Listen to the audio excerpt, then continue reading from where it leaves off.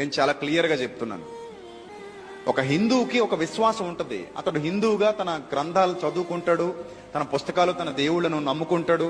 అతనికి తెలిసిన దాన్ని బట్టి అతను ఆరాధించుకుంటాడు. అతని యొక్క దేవతలను గాని దేవుళ్ళని గాని దూషించే హక్కు నీకు లేదు.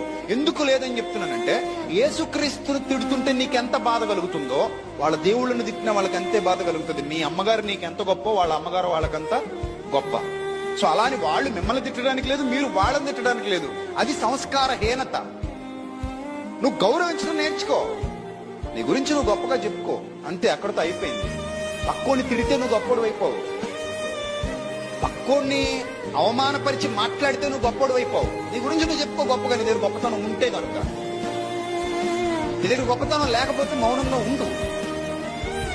ఏదైనా విషయం వస్తే ఆ విషయాన్ని సందర్భాన్ని బట్టి మాట్లాడడం వేరు. నేను కూడా డిబేట్ లో మాట్లాడా, కానీ నేను కించపరచలా, అవమానపరచలా. ఉన్న